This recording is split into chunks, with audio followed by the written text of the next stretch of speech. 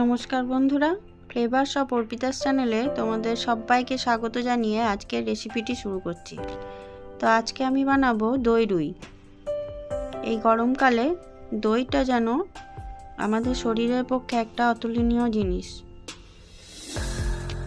তো দেখো আমি আজকে কিভাবে বানাই। তো এখানে আমি মাছটাকে ভালো করে ধুয়ে পরিষ্কার করে নিয়েছি। এবার আমি নুন আর গোলমরিচ গুঁড়ো দিয়ে 10 মিনিট ম্যারিনেট করে রাখবো। আর এদিকে দই রুই বানানোর জন্য যে যে উপকরণগুলো লাগবে সেগুলো দেখে নাও। এখানে একটা বড় সাইজের পেঁয়াজ নিয়েছি, 2 চামচ পোস্ত, আদা রসুন বাটা, 1 কাপ টক দই আর কিছু নিয়েছি গোটা কাজু। এবার একটা মিক্সি জারে প্রথমে পোস্ত আর কাজু আর কয়েকটা কাঁচা লঙ্কা দিয়ে একটা পেস্ট বানিয়ে নেব।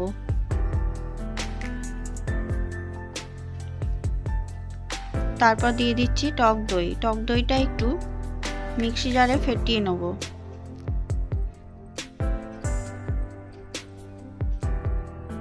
আর এরপর পেঁয়াজটাও একটা পেস্ট তৈরি করে নেব।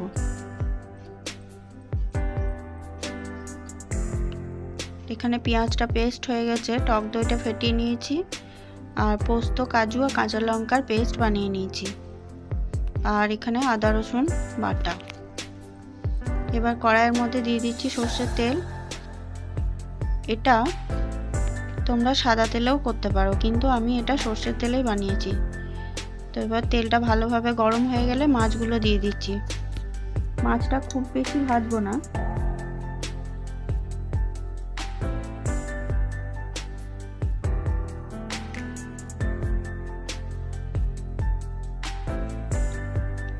তো এইভাবে সব মাছগুলো আমি ভেজে নেব।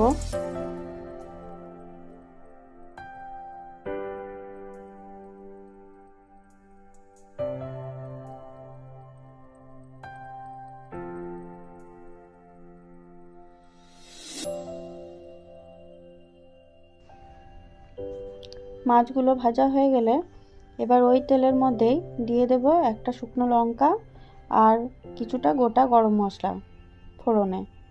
তারপর দিয়ে দিচ্ছি পেঁয়াজ বাটা। পেঁয়াজটা একটু ভাজা ভাজা করে নিতে হবে। পেঁয়াজটা ভাজা হয়ে গেলে দিয়ে দিচ্ছি আদা রসুনের পেস্ট। তারপর মশলাটা ভালো করে কষিয়ে নিয়ে দিয়ে দিচ্ছি পোস্ত কাজু আর কাঁচা লঙ্কার পেস্টটা। তারপর মশলার সঙ্গে ভালো করে কষিয়ে নিয়ে দিয়ে দেবো স্বাদ মতো লবণ।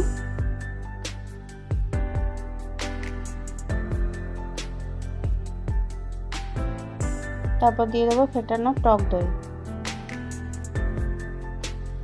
তারপর টক দইটাকে মশলার সঙ্গে ভালো করে মিশিয়ে নিয়ে সামান্য জল দিয়ে দেব।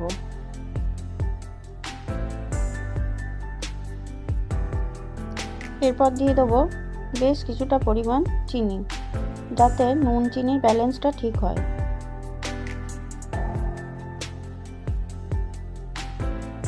এরপর ফুটে উঠলে সমস্ত মাছগুলো এর মধ্যে দিয়ে দেব।